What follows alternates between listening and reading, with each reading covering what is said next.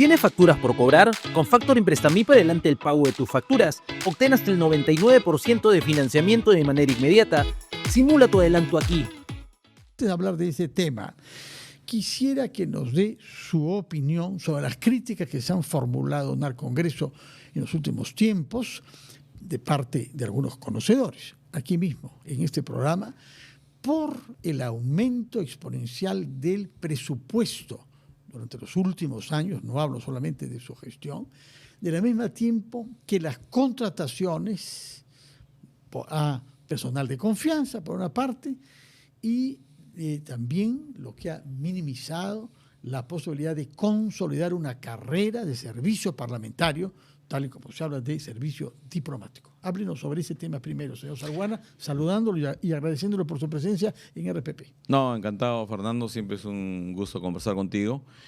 Sí, sobre el tema del presupuesto y sobre el tema del personal del Congreso se ha dicho mucho, se especula bastante y obviamente es importante que lo aclaremos, ¿no?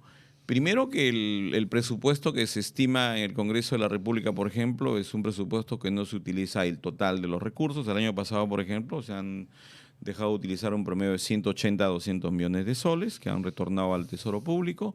En 180, este año... 200 sobre cerca de 4.000 millones. No. ¿Cuánto? El año pasado fue 900 aproximadamente. ¿Nada más? Sí, y este año... ¿Ha exagerado tanto Víctor Andrés García Belaúnde anoche? ¿De qué monto ha hablado? Habló de más de 4.000 millones. No. Está equivocado mi Pero estimado ¿no estaré equivocado amigo. ¿Hacia abajo también usted?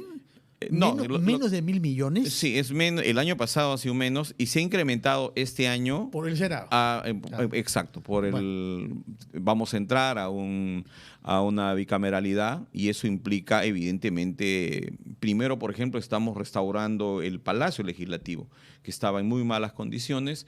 Hemos contratado hace años especialistas. Que oigo hablar de eso, ¿no? Sí, pero de las no, dificultades estructurales y el riesgo del edificio. pero no se hizo. Por ejemplo, Defensa Civil declaró de que el tercer piso del Palacio Legislativo es inhabitable y tenemos ahí más de 40 oficinas que las estamos retirando en este momento, para la cual hemos alquilado un edificio y hemos contratado restauradores en colaboración con la Municipalidad de Lima, quienes agradezco. Ellos tienen ProLima y donde hay gente muy especializada. Bogdanovich, que sí, sabe, están haciendo un excelente trabajo, ¿no? Y en cuanto al tema del personal, el problema de fondo es que el Congreso, por sus propias decisiones, crea comisiones especiales adicionales, grupos de trabajo, y todos esos grupos de trabajo y comisiones especiales que el Pleno del Congreso o los portavoces aprueban van conjuntamente con un módulo de personal. Pero no se ha disparado el número de comisiones precisamente, aumentando el presupuesto y el personal, porque cada número de comisión viene con más personal. Por supuesto, esa es la realidad, eso es lo que ha sucedido, no es porque el presidente decide o alguien en particular, hay una decisión institucional, colectiva. Por ejemplo, se investiga la gestión del Instituto Peruano de Seguridad Social. ¿Qué es una comisión especial? Hay una comisión especial que tiene un módulo de 4 personas. Y en algunas ocasiones otras comisiones consideran que tienen demasiado trabajo y solicitan más personal. Y eso sí acuerda la Y hemos hablado sobre directiva. Números. Ahora veamos sobre la modalidad de esas contrataciones. ¿Es exacto o no que la desproporción del personal de confianza se ha acentuado en relación al servicio parlamentario profesional? El servicio parlamentario, la gente de confianza sí es mayor que el otro grupo ocupacional, pero donde hay la mayor crítica y que salen algunos medios de comunicación es que se designaría o se incorporaría personal de manera arbitraria sin cumplir los requisitos de ley. Por ejemplo, hay medios que dicen, no, tal persona no tiene título profesional. Efectivamente, no tiene porque su cargo es de técnico o es de auxiliar. Tenemos 3 niveles, profesional, técnico o auxiliar, y cada uno tiene requisitos y exigencias que están en el reglamento interno de trabajo del Congreso. Y cuando un congresista, por ejemplo, propone a alguien para su despacho, tiene que pasar por la evaluación de la Oficina de Recursos Humanos. Si no cumple esos requisitos, simplemente no se le contrata. Ese es el tema. El problema es que el discurso es distinto. No tiene título, sí, pero está como técnico o está como auxiliar y corresponde evidentemente a ese rango su remuneración. Al interior de esta situación, que se ha criticado, como usted lo sabe, por múltiples lados, se ha producido el caso específico de una oficina de ley, ¿no?, que ahora la dirige Ángel Delgado, pero antes un señor Torres, Efectivamente. en donde, según la Comisión de Fiscalización, el informe ha sido evacuado ayer, me parece recordar, sostiene que no ha habido una red de prostitución, pero sí contrataciones hechas con criterio sensual y sexista. No logro entender cuáles son esos dos criterios. Yo tampoco. Pero se parece un poco a la prostitución, seamos sinceros. Explíquenos, por favor, qué cosa es lo que pasó y cómo reaccionó usted ante el informe presentado por su colega Burgos el día de ayer. Yo primero hubiese esperado que el colega Burgos y en el informe se hubiese pedido disculpas al país por la frase absolutamente irresponsable que se dijo al inicio de investigaciones de que había la presunción de que había votos por sexo en el Congreso de la República. Esa frase infame que dio la vuelta al mundo, la comisión debió zanjar tajantemente al principio del informe y no lo han hecho. ¿Estamos seguros de que no hubo eso? No, es que no. Se han visto muchos casos en muchos otros países, en donde se contrata a gente para convencer a los congresistas un poco reacios a que se hablan. Sí, pero acá no hay ni evidencia ni el mínimo indicio, ¿no? Lo que ha habido, en todo caso, son conductas particulares que se pueden producir acá o en cualquier otra institución o en cualquier lugar del mundo. Somos más de 1.500 personas que trabajan en el Congreso. Hay de ¿Cómo todo. se decía 1.000? Hace poco decía 1.000, ahora estamos en 1.500. No. Ya vamos a llegar a 4.000 como Víctor Andrés García Belaúnde, entonces. No, que Vitocho, pues yo lo entiendo, él está en campaña electoral y eso yo puedo señalar como una crítica a muchos de los que tú entrevistas y que son personajes a quienes yo respeto.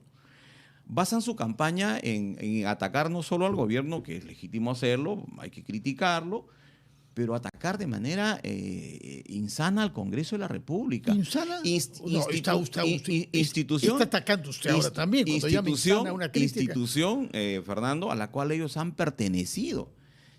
Por ejemplo, hablan de muchos temas. Y si tú revisas, oye, la performance de estos señores que vienen acá a tu programa, yo te podría sacar decenas de críticas a su conducta en el Congreso, pero ese no es el hecho. Pero reconocerá usted que lo que ellos formulan acá corresponde con la amplia mayoría del país. Eso es lo grave, que si se despachan de esa manera que usted considera insana, es porque la opinión pública tiene una imagen sumamente negativa de ustedes. El problema, no está bien, hay errores, hay defectos. Yo no digo que el Congreso es la perfección, pero así como hay errores, tenemos virtudes. Por ejemplo, mantener la estabilidad política, no haber caído a la tentación y a los cantos de sirena de vacancia presidencial, que se vayan todos, disolución del Congreso. Hemos mantenido una línea política de respeto a la institucionalidad democrática, ¿no? Y eso ha generado, Fernando, sí, las cifras económicas que no son, pues digamos, las óptimas, pero mantenemos, creo, un crecimiento económico respetable en América Latina, ¿no? ¿Qué logros y qué virtudes hay en el Congreso sobre el tema de la seguridad ciudadana y en particular de la lucha con la minería ilegal? Menciono el tema porque usted es el único representante de Madre de Dios, que es una región particularmente afectada por este flagelo. Dos temas que nosotros creo que la prensa no ha destacado y que nosotros tenemos la obligación de decirlo a la opinión pública. En nuestra gestión como presidente del Congreso centramos el trabajo en dos aspectos centrales. Uno, la seguridad ciudadana y dos, la reactivación económica. Realizamos nosotros 2 mesas de trabajo sobre seguridad donde participaron los gremios más importantes, las MIPES, dirigentes sindicales, la policía, el Ministerio de Trabajo, el Ministerio de Economía y Finanzas, del Interior, Defensa, etcétera. Fruto de ese trabajo con la sociedad civil, incluidos los transportistas que estuvieron en huelga y eran los principales afectados por los temas de extorsión, hemos tenido 23 normas vinculadas a seguridad ciudadana aprobadas en 2 plenos sobre seguridad ciudadana.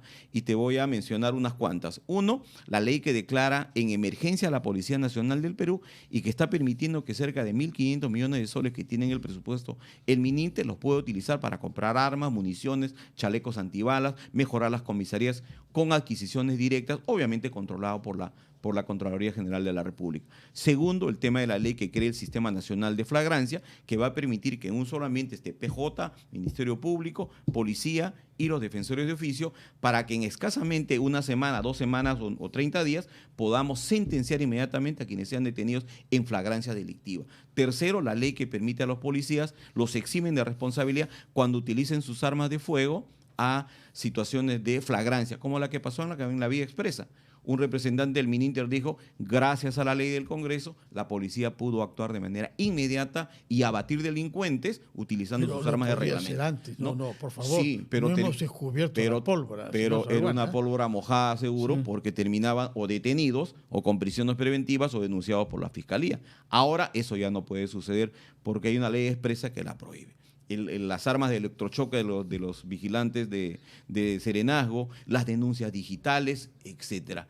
Hemos permitido también que los gobiernos regionales y los municipios utilicen el FONCOR, utilicen el FONCOMUN para proyectos de seguridad ciudadana en sus distritos y provincias. Es decir, hay un paquete de normas que no se dice, no, está por ahí camuflado, pero es mi obligación precisarte para que la opinión pública diga, oye, sobre sí, crimen organizado, sobre crimen organizado, ¿no tiene reservas usted respecto de la ley que se aprobó?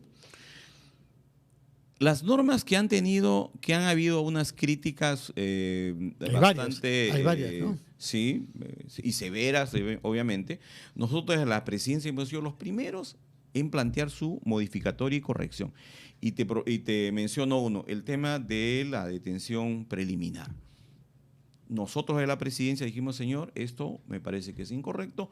Hablamos con los portavoces, se presentó un proyecto de ley, lo discutimos en justicia y se aprobó. ¿Qué otras modificaciones ha logrado hacer usted? Porque hay el tema de crimen organizado y hay el tema de prescripción.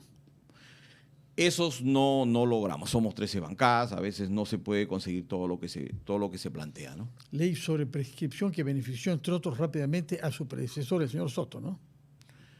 Se comenta, se dice, a mí no me consta, yo no he visto los papeles en el expediente judicial, ¿no? Bueno, vayamos entonces al otro tema que le dije. ¿Qué está pasando en el Congreso? ¿Cómo están observando ustedes lo que viene sucediendo en el Ministerio Público? Sucede que hay un grupo de congresistas que quiere que se destituya a los miembros de la Junta Nacional de Justicia y un grupo de congresistas del otro lado que lo que quieren es que se ataque a la Junta de Fiscales y que se procese a la fiscal de la Nación. ¿Cuándo vamos a encontrar una actitud serena, equilibrada, ecuánime y que sea, dentro del marco de la ley, eficaz para resolver nuestros problemas? Mira, me parece muy interesante tu pregunta y tu reflexión final, ¿no? Y esa es la invocación que nosotros hemos hecho en la mañana, que tuve contacto con la prensa en un evento de ADEX, de que necesitamos tener mucha serenidad y mucha prudencia en nuestras decisiones, porque lo que estamos viendo es un espectáculo lamentable, como hablábamos al principio de la entrevista, ¿no? Una exfiscal de la Nación que respuesta por la Junta Nacional, que digamos de manera no tan prudente se aparece a las 8 de la mañana, un poquito aparatoso. Sin que la Fiscalía hubiese recibido la resolución. Luego nos enteramos que no había la notificación de la Junta. La otra señora que se atrinchera, que no la recibe. Sacabelas. Sacabelas y después denuncia a su predecesora. A su predecesora. Ahora los congresistas también están divididos en el tema y damos un espectáculo que al final nos hace ver que las hipótesis de la existencia de grupos de intereses dentro del Ministerio Público puede ser cierto. Pero también fuera del Ministerio Público, porque hay muchos actores que están ahí participando activamente, que están investigados por el Ministerio Público y que osan pretender decidir quién debe ser la fiscal que se ocupe de esos casos, ¿no? Claro, lo que tiene que primar acá es el cumplimiento de la ley y de las decisiones. La Junta es una entidad autónoma que ha tomado una decisión. Estemos o no de acuerdo, hay que cumplirla. Se notifica, evalúa la Junta de Fiscales Supremos y dispone lo que la norma o la Junta ha resuelto. Eso es lo que tiene que hacerse. Pero en este momento no hay notificación, la Junta no resuelve nada y la incertidumbre continúa.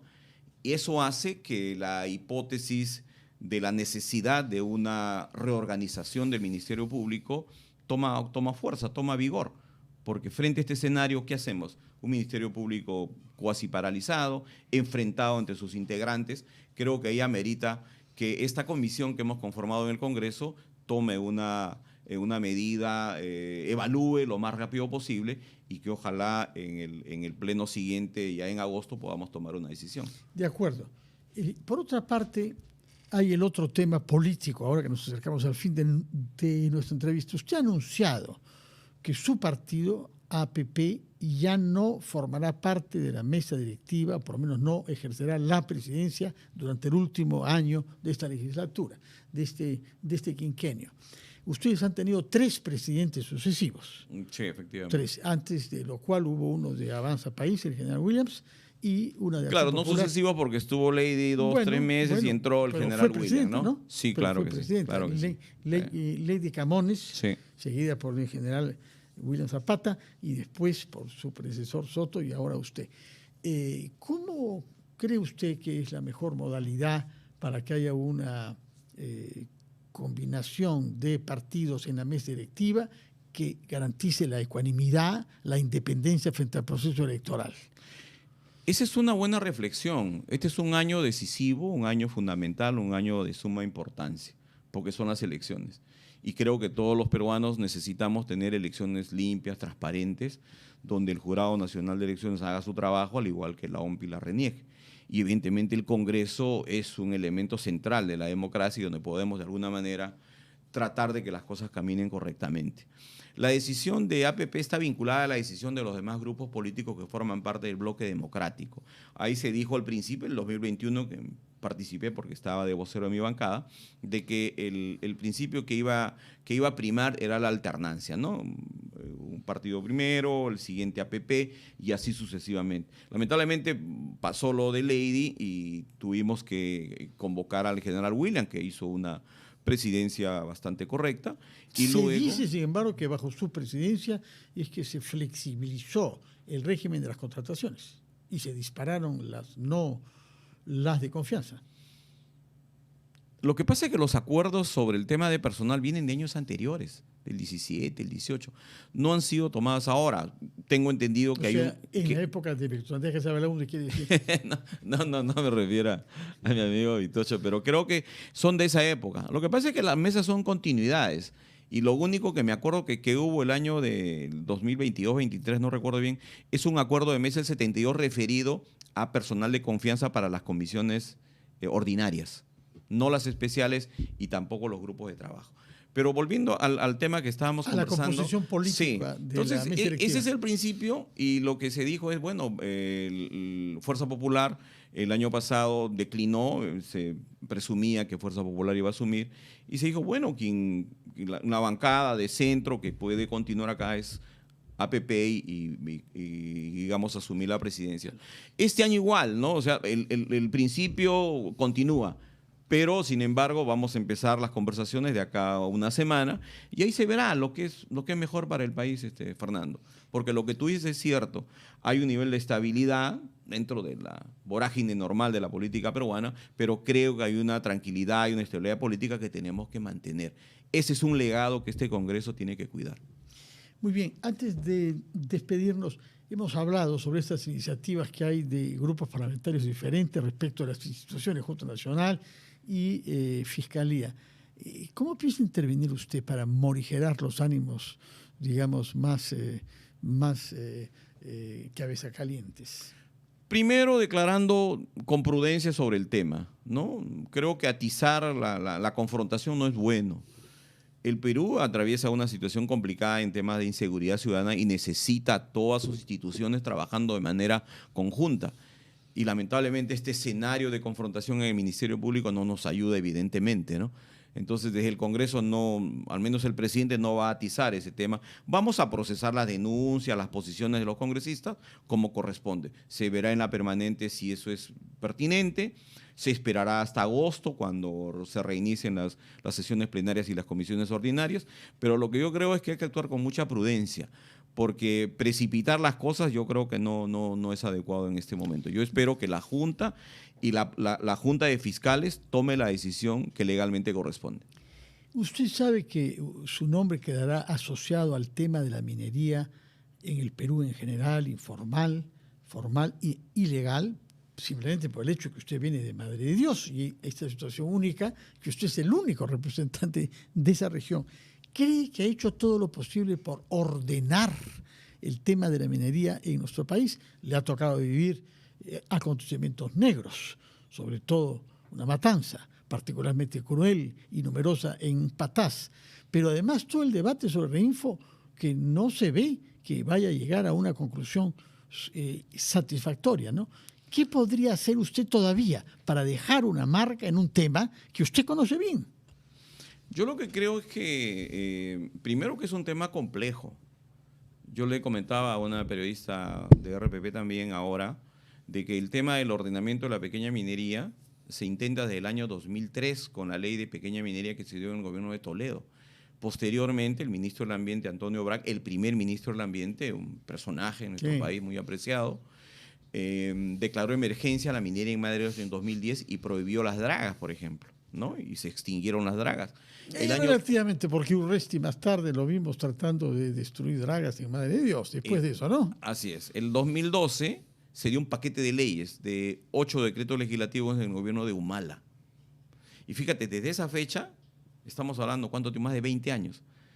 Y de los 90.000 inscritos en el famoso Reinfo, solamente se han formalizado 2.000. O sea, no funcionó no el funcionó. Reinfo. Y entonces, ¿qué vamos a hacer? De todo aquí ese paquete hasta que legal usted no funcionó. se retire de la mesa directiva, ¿qué puede hacer usted para dejar un legado real respecto de un tema que es de su especialidad? Porque incluso como abogado privado, usted ha estado vinculado con ese tema. Sí, yo he sido, como te he señalado, he dicho a la prensa, he sido asesor legal de la Federación Minera de Madre de Dios, ¿no? Que es de los mineros en proceso de formalización, nada que ver con los otros sectores. Yo he conversado con Paul Gutiérrez, con el presidente de la comisión, y le he planteado de que el dictamen que ellos han aprobado lo sometamos a un debate adicional con los gremios más importantes, con la Sociedad Nacional de Minería y Petróleo. Antes de que acabe su función. Antes de Ahora, acabar, así en es. ese dictamen se ha sacado, yo no sé por qué el señor Paul Gutiérrez cree que no es relevante el tema de los insumos químicos. Y eso es particularmente grave, porque los insumos químicos son la base de algunas formas ilegales de minería y además del narcotráfico. No, el tema pues, de los combustibles, del mercurio, evidentemente son elementos claves en la producción de la minería aurífera, ¿no? Y tienen que estar ahí. Hemos conversado también esta mañana con la vicepresidenta de esa comisión, Diana González, que nos ha dicho su alarma ante esta voluntad de eliminar el control de los insumos químicos. No, por eso te digo, ¿no? Fernando, yo conversé con Paul y le he dicho, mira, vamos a trabajar desde la presidencia, convoquemos a los gremios, convoquemos a especialistas, al colegio de ingenieros, porque el tema de la pequeña minería tiene que resolverse. Son 500.000 de peruanos que trabajan directamente en la actividad. Mira, mueven ya más del 50% del oro que produce el Perú. Y el oro está en 20 departamentos del país. Por eso, y el precio del oro... Entonces, el compromiso que está tomando es antes del 27 de julio, piensa usted intervenir, poner toda su energía y poner el peso de su personalidad en la balanza para que haya un texto que no sea sesgado. Que sea razonable, que sea coherente y que trate de conciliar los 3 aspectos centrales de la pequeña minería, que es el tema social, ambiental y lo que es el tema tributario. Muy bien.